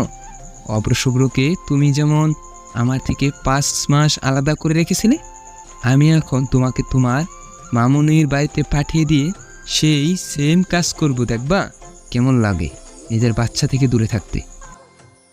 আপনি তো রেগে যাচ্ছেন কেন? আপনি কি সত্যি সত্যি আমাকে মামু বাড়ি পাঠিয়ে দেবেন? আমি তো বলছি না আমার ভুল হয়েছে। আমি কাল থেকে খুব ভোরে উঠবো, বিশ্বাস করুন। আমি ভোরে উঠে সব কাজ সেরে সারাদিন এই বিছানায় বসে থাকবো। প্লিজ আপনি এবারের মতন আমাকে মাফ করে দিন। অনেক মাফ করেছি, আর না। তুমি মহৎ শাস্তে গিয়ে আমাকে আমার বাচ্চা দুটো থেকে দূরে রেখে যে অন্যায় করছো, আজ আমি তোমাকে এর শাস্তি দিবই দিব। আমি কিন্তু কান্না করে দেবো এবার, সত্যি সত্যি। আমি কোথায় যাব আমার বাচ্চা দুটোকে রেখে? ওরা মা ছাড়া থাকতে পারবে বলুন আপনি? ওদের তো আমি খাওয়াই না, বলুন আমি চলে গেলে ওরা কার কাছে খাবে? ও উজান, এরকম কঠিন শাস্তি আমাকে দেবেন না প্লিজ। আরও কত কঠিন শাস্তি তোমাকে দিব, তুমি শুধু তাই দেখবে।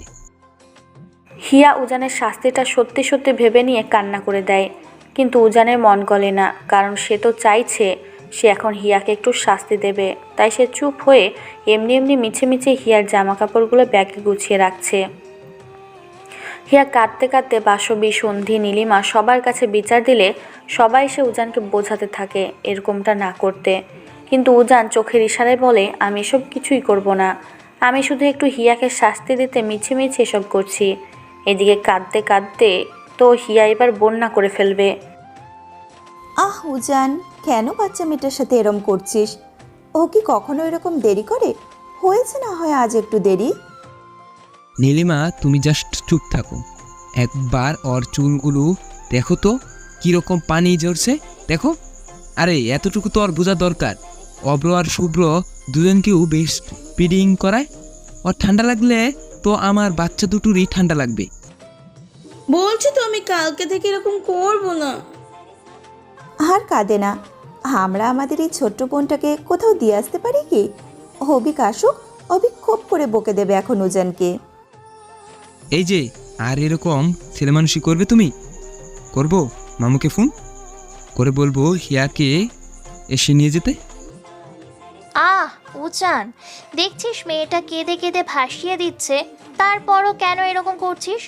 নীলিমা, যা তো গিয়ে উজানের থেকে ব্যাগটা নিয়ে হিয়ার সব জামা কাপড়গুলো গুছিয়ে দে, আবার সুন্দর করে। আর উজান, তুই যা তো অফিস। আমি এবার সত্যি সত্যি বসকে বলে তোর পোস্টিংয়ের ব্যবস্থা করব। থাম, দেখব তখন কি করে এই সারাদিন হিয়াকে তখন বকাবকি করিস। নীলিমা হিয়ার জামা কাপড়গুলো আবার আগের জায়গায় গুছিয়ে দিয়ে সন্ধির সাথে মিলে ভাত বাড়তে চলে গেলে হিয়ার ড্রেসিং আয়নার সামনে দাঁড়িয়ে খুঁতখুত করতে থাকে। উজান এখনও হাত দুটো ভাঁজ করে হিয়ার সামনে সোজা হয়ে দাঁড়ায়। কান ধরো। কান ধরবো কেন? কান ধরতে বলছি, কান ধরো। হিয়া কাপা কাপা হাতে কান ধরে দাঁড়িয়ে যায়। এখন 50 বার কান ধরে উঠবস করো, কুইক। আপনি এরকম করছেন আমার সাথে? আমি কিভাবে উঠবো বসবো করব? আমার কষ্ট হবে তো। যা বলছি তা করো, নাহলে ফোন করবো মামুকে। কোনটা? না উজান, আমার তো সবে সবে সিজার হয়েছে না, বলুন। সেলাই তো এখনো শুকায়নি। আমি কি করে এই পেট নিয়ে ওঠানামা করব? একটু বুঝুন। বেশ, তাহলে কান ধরে এক পায়ে দাঁড়িয়ে থাকো 5 মিনিট, আর বলো আজ থেকে আমি উজানের সব কথা শুনবো। কুইক। হ্যাঁ, আপনি কেন এরকম করছেন? আমি 5 মিনিট করে কান ধরে এক পায়ে দাঁড়িয়ে থাকবো। আমার পায়ে ব্যথা লাগবে না? উজান চোখ রাঙালে হিয়া এক পায়ে দাঁড়িয়ে কান ধরে থাকে আর বলতে থাকে আজ থেকে সে উজানের সব কথা শুনবে, আজ থেকে সে উজানের সব কথা শুনবে। হিয়ার এরকম নাজেহাল অবস্থা দেখে উজান একটা হাসি দিয়ে টুক করে ফোন বের করে হিয়ার একটা ছবি তুলে নেয়। তারপর দরজা লাগিয়ে দিয়ে সে বিছানা থেকে তোয়ালেটা তুলে হিয়ার কাছে এসে হিয়াকে থামিয়ে দিয়ে হিয়ার মাথার চুলগুলো মুছে দিতে থাকে। আর ভুল হবে এরকম? না, কিন্তু আপনি তাড়াতাড়ি ওই ওয়াশিং মেশিনটা ঠিক করে আনবেন। আগে বলুন, মার এত কাজ মা কি করে সব একা একা করবে বলুন? আমি আসি, আমি বাবুদের কাপড় ধুয়ে দেব, খুশি? দেখা যাবে। উজান হিয়ার মাথা মুছে দিয়ে হিয়াকে জড়িয়ে ধরে হিয়ার ঠোঁটে ঠোঁট ডুবিয়ে দেয়। পাক্কা 5 মিনিট হিয়াকে আদর করে একটা দম ফেলে দুজনে। আপনি না সত্যি অভ্র বা শুভ্র কেউ ঘুম থেকে উঠে দেখলে কি হতো? ওঠেনি তো না, আর ওরা তো কেবল 2 সপ্তাহ, তাই না বলো? ওই জন্য আপনি এরকম করবেন সত্যি? আসুন খাবো, এবার খুব ক্ষুধা পেয়েছে আমার। কিছুদিন পর হঠাৎই কথা বলতে নীলিমা আর অভিকের মাঝে উজানের কথা ঢুকে পড়ায় অভিক রাগে পুরো বোম হয়ে যায়। 2-1 কথায় নীলিমার সাথে তার লেগে যায় তার তুমুল ঝগড়া। কি কি ভুল বলেছি আমি? কি ভুল বলেছি? উজানটাকে গিয়ে দেখ, তার পিচ্ছিটার কত কেয়ার করে। আর তুই এই ছুটির দিনেও তোর কাজ নিয়ে বসে আছিস তো আছিসই, যেন কাজ না করলেই না। নাই তো, হানিমুনে যেতে চেয়েছিলি, কক্সবাজারে নিয়ে গেলাম, কিন্তু তারপর কি আবার করলি? তোর আবদারে রাঙামাটি সেন্ট মার্টিন হয়ে কত জায়গায় ঘুরে আসলাম। টাকা তো মনে হয় গাছে ধরে আমার, তাই না? তুই আমার সাথে এরকম করছিস তো? ঠিক আছে, আমি আর থাকবই না তোর সাথে, চলে যাব আমি। তোর টাকার খোটা শোনার চাইতে আমি চলেই যাব এই বাড়ি থেকে। যা না যা, কোথায় যাবি? উজানের কাছে যাবি? যা, তোর দিকে এখন উজান ঘুরেও তাকাবে না। যার জন্য তো পাগলামি করেছিস, একদিন সে তো তোকে কাজকলা দেখিয়ে পালিয়ে গেল। তুই কিন্তু খুব কথা বলছিস অবিক। আমার মুখে উজানের কথা শুনলে বোধ হয় তোর খুব জ্বলে, তাই না রে? জ্বলবে তো। এবার থেকে সারাক্ষণ আমি উজান উজান করব, দেখবো তোর কীরকম লাগে। নীলিমার কথায় রাগে আগুন হয়ে যায় অভিক। রুমের দরজাটা ধাম করে লাগিয়ে বিছানায় এসে নীলিমার উপর উঠে নীলিমাকে চেপে ধরে গায়ের সর্বশক্তি দিয়ে। হ্যাঁ জলে, খুব জলে আমার। তোর সাহস হয় কি করে আমার সামনে তুই উজানের নাম নিস? অভিক, কি করছিস? দেখ, বাড়িতে আজ বাবা, বড় ভাইয়া, বড় ফুপু সবাই আছে। তুই এই ভরা সন্ধেবেলায় গেট লাগিয়ে দিলি, ওরা কি ভাববে বল? যা ইচ্ছা ভাবুক, আই ডোন্ট কেয়ার। তুই বলতো, তুই আর আমার সামনে উজানের নাম নিবি? আচ্ছা, মুশকিল তো। তুই উজানের সাথে সারাদিন কাজ করে বের হোস, তখন তো তোর কোনো সমস্যা হয় না। আর এই আমি একটু উজানের নাম নিলাম বলে তোর এত গায়ে লাগছে? হ্যাঁ লাগছে। তোর মুখে উজানের নাম শুনলে আমার ভয় হয়। ভয় হয় তুই আমাকে রেখে যদি আবার কখনো উজানের কাছে পালিয়ে যাস। অভিকের কথায় নীলিমা ঠাস করে অভিকের গালে একটা চড় বসিয়ে দেয়। এই, তুই ভাবলি কি করে আমি এরকম একটা জঘন্য কাজ করব? সব ভুলে তোকে নিয়ে একটা সুন্দর জীবন সাজাতে চেয়েছি, আর তুই এখনও। তোর যখন আমাকে নিয়ে এত অবিশ্বাস ছিল, তাহলে সেই দিন সুইসাইডের ভয় দেখিয়ে জোর করে আমাকে বিয়ে করলি কিসের জন্য? করতি না? অভিক ভয়ে নীলিমাকে আবার ওর বুকে জাপটে ধরে। তুই রাগ করিস না নীলি, অনেক কষ্টে তোকে আমি নিজের করতে পেরেছি, তাই তোকে হারানোর ভয়টাও যে আমাকে ঘুমোতে দেয় না। খুব ভালোবাসি তোকে, খুব খুব বেশি ভালোবাসি। আর কখনো এরকম কথা বলবো না, আর কখনো না। এই দেখ, কানে ধরছি, দেখ না। আর বললে না, তোকে ছেড়ে দিয়ে আমি এই বাড়ি ছেড়ে সত্যি সত্যি উজানের কাছে চলে যাব। পা ভেঙে রেখে দেবো তোর আমি, দরকার পড়লে শিকল দিয়ে তোকে আটকে রাখবো। বলেই অভিক নীলিমার পুরো মুখে চুমু এঁকে দেয়। বলছি কি অভিক, উজান তো বাবা হয়ে গেল না? ওইদিকে সন্ধিও তো কনসেপ্ট করেছে 4 মাস হলো। এখন যদি আমি আর তুই। নীল পাখি, তোমারও কি একটা বাবু চাই নাকি? হ্যাঁ, মানে তুই যদি। অভিক খুশিতে লাফিয়ে নীলিমাকে উল্টো পাল্টে জড়িয়ে ধরে কি থেকে কি করবে বুঝে উঠতে পারে না। অভিক, ছাড় এখন, সবাই কি ভাববে? আমি তো এক্ষুনি বাবু নেব নীল পাখি, এক্ষুনি, মানে এক্ষুনি। যা অসভ্য, ছাড় না অভি। অভ্র আর শুভ্রর এখন 4 মাস 10 দিন চলছে। শুভ্র আগের মতো শান্ত থাকলেও ছোট্ট অভ্র কিন্তু এই কমাসে ওই টুকুনি ছোট হাত পা নাড়িয়ে ওর চঞ্চলতার প্রমাণ দিয়ে যায় রোজ।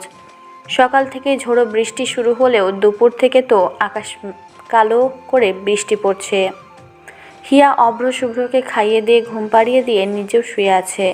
বড় করে বানিয়ে আনা নতুন খাটটা দেওয়ালের একদম ধার ঘেঁষে লাগিয়ে দেওয়া আছে। যখন উজান থাকে তখন অভ্র শুভ্র মাঝে, হিয়া অভ্রর পাশে আর উজান শুভ্রর সাইডে। আর হিয়া যখন দুপুরে একা ঘুমোয় তখন শুভ্রকে বালিশ টালিশ দিয়ে দেওয়ালে কিনারে দিয়ে অভ্রকর মাঝে নেয়, কারণ শুভ্র ঘুমালে শান্ত হয়েই থাকে। যে পাশে ঘুমোয় ও পাশেই থাকে, কিন্তু অভ্র তো আবার উল্টো, 10-15 মিনিট পর পর ওড়না নড়লে যেন ঘুম ঠিক মতো হয় না। এর মধ্যে আজ উজানের ছুটি থাকায় সে সব কাজ সেরে ঘুমোবে বলে হিয়ার পাশে কিনারে ঘুমাতে গিয়ে খেয়ে বসে হিয়ার একটা চিৎকার করা ঝাড়ি। কাল থেকে বলছি দাড়িগুলো কাটতে, কথা কানে যায় না। ইস, কি গুঁতো দিল। সরি, মনে ছিল না। মনে ছিল না তো গিয়ে আগে সেভ করে দাড়িগুলো কেটে আসুন, না হলে কিন্তু আমি আমাকে চুমু খেতে দিব না। হ্যাঁ, কাটতেই হবে। হবে মানে এক্ষুনি হবে। হ্যাঁ, উজান রাগে খোঁচা খোঁচা দাড়িগুলো দিয়ে হিয়ার পুরো মুখ ঘষে দিয়ে হিয়াকে গুঁতো দিয়ে উঠে যায়। উফ, জ্বালিয়ে দিল গালগুলো আমার। এই যে শুনছেন, যাওয়ার আগে এই মশারিটা একটু টাঙিয়ে দিয়ে যান না, খুব মশা কেন জানি আজকে। বৃষ্টি দেখে মশাগুলো বের হচ্ছে মনে হয়। কালকে লোক ডেকে বাড়ির পিছনটা একটু পরিষ্কার করে দিতে হবে, তাহলে এই মশাগুলো থাকবে না। উজান মশারিটা ফেলে দিয়ে সুন্দর মতো গুজে দিয়ে অভ্র আর শুভ্রর মুখে চুমু এঁকে ওয়াশরুমে সেভ করতে যায়। আমি ভাই এতক্ষণ একটু ঘুমিয়ে নিই, নাহলে আবার এসে উনি আমাকে ঘুমাতে দিবে না। আদর করতে চাইবে, তার চেয়ে এই 10 মিনিট ঘুমিয়ে নিলে আমার শান্তি। হিয়া চোখ বন্ধ করে ঘুম দিতে চেষ্টা করে। এদিকে উজান সেভ করে সে তোয়ালে দিয়ে মুখ মুছতে মুছতে বারান্দায় গিয়ে দাঁড় হয়। আর তখনই ওর নজর যায় একটা প্যাকেটের উপর। এই প্যাকেটটা আবির যখন কাল বাড়িতে এসেছিল তখন হিয়ার হাতে দিয়েছিল। ইয়া ইয়া ইয়া বলুন না, আমি একটু ঘুমাচ্ছি না। আবিরে দেওয়া প্যাকেটটা এখানে কি করছে তুমি খুলে দেখোনি? দেখেছেন কি ভালো মন আপনার? কাল রাতেই ওই তাড়াহুড়ো করে মামুর সাথে কথা বলতে গিয়ে ওটা ওখানেই টোলটার ওপর ফেলে রেখেছি। আপনি নিয়ে এসে একটু খুলে দেখুন না ওটাই কি আছে। তুমি ঘুমাও, আমি দেখছি। হিয়া আবার কম্বল মুড়ে ঘুমে পড়ে। উজান ওই প্যাকেটটা খুলে দেখে ওখানে একটা ডায়েরির কিছু ছেঁড়া পাতা আর একটা নীল খামে মোড়া চিঠি ভাঁজ করা আছে। উজান টুলটায় বসে যায়, আলতো হাতে চিঠিটা খুলে পড়তে শুরু করে। বৃষ্টির ছাটে সে খানিকটা ভিজিয়ে দেয় সেই চিঠিটাকে। দমকা বাতাসে চিঠি আর ডায়েরির পাতাগুলো উজানের হাতে যেভাবে পারে উঠতে থাকে। কাগজ ওরা শব্দ কানে ভাসে।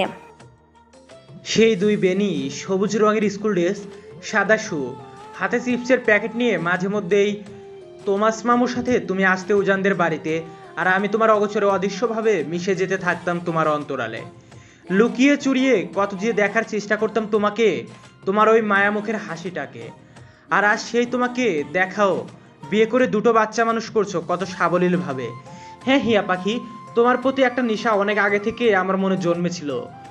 সে সময় তুমি এই বাড়িতে বউ হয়ে আসনি, তার আগে থেকে এই নেশাটা মোহটা আমার কাজ করতো। বিয়ের আগে যতবার তোমাকে দেখেছি ততবার তোমাকে আমার এই ডায়েরিতে বন্দি করে নিয়েছি।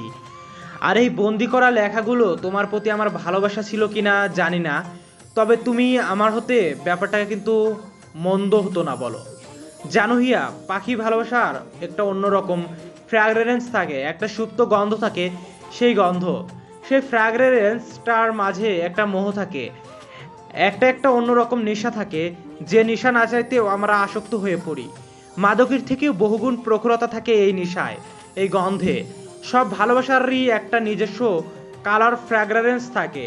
এই ফ্র্যাগরেন্সটা হয় কারো কাছে রামধনুর মতো রঙিন, কারো কাছে মরুর মতো উত্তপ্ত, কারো কাছে বা মেঘলা আকাশের মতো ধূসর। অভিকের গল্পে নীলি ছিল তার লুকানো নেশা, নীলের গল্পে উজান ছিল অপেক্ষার এক গন্তব্য, উজানের গল্পে তুমি ছিলে উজানের বেঁচে থাকার অক্সিজেন, তোমার গল্পে উজান ছিল সব প্রাপ্তির শেষ ঠিকানা। আর আমার গল্পে তুমি ছিলে আমার প্রাপ্তির খাতায় অপ্রাপ্তির এক সুন্দর সমাপ্ত। ছিল কেন বলছি জানো? কারণ আর কিছুদিন পর আমার জীবনে আসতে যাচ্ছে ঠিক তোমারই মতো একটা পরী, আমার প্রিয়ন্তী।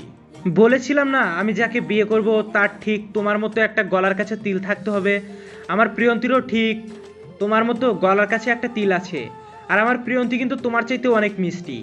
আমি চাইলেই ডায়েরির এই পাতাগুলো পুড়িয়ে বা ছিঁড়ে ফেলতে পারতাম, কিন্তু তাতে হয়তো তোমার প্রতি আসা আমার অনুভূতিগুলোকে অসম্মান করা হতো। তাই এগুলো আমি তোমাকে দিয়ে দিচ্ছি। আর স্বীকার করছি, হ্যাঁ, এই আবির একটা সময় তোমার মোহতে আটকে পড়েছিল। তোমার হাসির ফ্র্যাগ্রেন্স এই আবির অদৃশ্যভাবে জড়িয়ে গিয়েছিল একটা সময়। এখন এই ধুলো ভরা ডায়েরির পৃষ্ঠাগুলোকে তুমি ছিঁড়ে টুকরো টুকরো করবে না, আগুন জ্বালিয়ে দেবে, এটা সম্পূর্ণ তোমার সিদ্ধান্ত। আমি আর তোমাকে নিয়ে কোনো স্মৃতি, কোনো অনুভূতি, কোনো নেশা, কোনো ধূসর ফ্র্যাগরেন্স নিজের মধ্যে পুষিয়ে রাখতে চাই না। প্রিয়ন্তীকে নিজের সর্বস্ব দিয়ে ভালোবাসতে চাই, নিজের সর্বস্ব দিয়ে সুখে রাখতে চাই। নীলি যেমন অভিবেকের মাঝে তার ভালোবাসার ফ্র্যাগরেন্সটাকে খুঁজে নিয়েছে, উজান যেমন তোমার মাঝে ওই রঙিনের কালারফুল ফ্র্যাগরেন্সটাকে খুঁজে নিয়েছে, আমিও চাই আমার প্রিয়ন্তীর মাঝে একটা অন্যরকম আদরের ছোঁয়া, আদরের ফ্র্যাগরেন্স খুঁজে নিতে। তবে আজ আরও একটা জিনিস তোমাকে বলার ছিল। সেদিন ওই বাসে যখন তোমাকে বাড়ি পৌঁছে দেবো বলে একসাথে ফিরছিলাম আর তুমি উজানের ছবি বুকে লেপ্টে ক্লান্ত শরীরে নিজের সিটে ঘুমিয়ে গিয়েছিলে, সেদিন আমি তোমার অজান্তে তোমাকে প্রথম ছুঁয়ে দেখেছিলাম। মানে তোমার কপালে একটা স্নেহের পরশ বুলিয়ে দিয়েছিলাম। সরি, হ্যাঁ, না বলেই কাজটা করেছিলাম, সামলাতে পারিনি নিজেকে। তবে যেটুকু সাহায্য তখন তোমাকে আমি করতে পেরেছি সেটাকে কখনো দয়া হিসেবে গণ্য করব না প্লিজ হিয়া। সেটা আমি মন থেকেই করেছি। অপ্রাপ্তির খাতাটা একটু পূর্ণ করার ইচ্ছে জন্মেছিল ক্ষণিকের জন্য, এই যা। কিন্তু সেটা শুধু ক্ষণিকের জন্য, কারণ পর মুহূর্তেই আমি বুঝে গিয়েছি হিয়ার উজানের তো একটা আত্মার সম্পর্ক আছে। এই সম্পর্ক যতই কেউ দেওয়াল তৈরি করতে চেষ্টা করুক, যত টুকরো টুকরো করে ছিন্ন বিচ্ছিন্ন করে দেওয়ার চেষ্টা করুক, উজানের থেকে তার হিয়াকে আর হিয়ার থেকে তার উজানকে কেউ আলাদা করতে পারবে না, কেউ না। উজান শুধু হিয়ার, হিয়া শুধু উজানের, দুজনে এক ফ্র্যাগরেন্স দিয়ে তৈরি, একই বৃত্তে যাদের বসবাস। আমার বিয়ের আমন্ত্রণ রইল, সামনের ভ্যালেন্টাইন আমার আর আমার প্রিয়র বিয়ে। সপরিবারে এসো কিন্তু, কার্ড সাথে পাঠিয়ে দিলাম। ও হ্যাঁ, আর একটা কথা, আমার প্রিয় কিন্তু তোমার কথা জানে, আর এটাও আমি তার কাছে স্বীকার করেছি, আমি তোমার কপালে একবার আমার ঠোঁট স্পর্শ করেছি। যদি কখনো সামনাসামনি হয়ে যাও ওকে দেখে আবার হিংসা করো না কিন্তু। আমার প্রিয় কিন্তু উজানের এই পিচ্চিটার চাইতেও অনেক মিষ্টি। পারলে এই পৃষ্ঠাগুলো জ্বালিয়ে দিও। আমি পারিনি জ্বালাতে, তোমার প্রতি আসা অনুভূতিটাকে অসম্মান করতে চাইনি, এই যা। ইতি আবির। চিঠিটা পড়ে একটা বড় দম ছাড়লো উজান। অজান্তেই একটা নীরব হাসি দিয়ে উঠল সে। কিছুক্ষণ চিঠিটা আর ডায়েরির পৃষ্ঠাগুলো ওলট পাল্টে দেখে। সে এগুলো আবার আগের জায়গায় সুন্দর মতো গুছিয়ে ড্রেসিংয়ে এনে রাখলো। আলতো পায়ে দরজা জানালা সব লাগিয়ে মশারি তুলে কম্বলের মাঝে ঢুকে হিয়াকে জড়িয়ে ধরলো। এতগুলো কি ঠান্ডা বরফ বরফ? উজান হিয়ার কপালে একটা স্নেহের পরশ এঁকে দিয়ে হিয়াকে সামনের দিকে সোজা করে ঘুরিয়ে হিয়ার হাতের ভাঁজে নিজের আঙুল রাখলো। কি দিয়েছে ভাইয়া প্যাকেটে? কি জানি, তোমাকে দিয়েছে, তুমি দেখো, আমি দেখিনি। বিয়ের কার্ড হবে হয়তো, বাইরে থেকে মনে হলো। যাক, ভালো হবে। এখন সবাই বিয়ে করে বাচ্চা কাচ্চা নিয়ে নিক, না হলে আমি ছোট হয়ে বড় বড় হয়ে থেকে যাব। এখন ওসব বাদ। কাল থেকে তোমার স্টাডি টাইম, পড়াশোনা তো যেন আর করতে হবে না, না?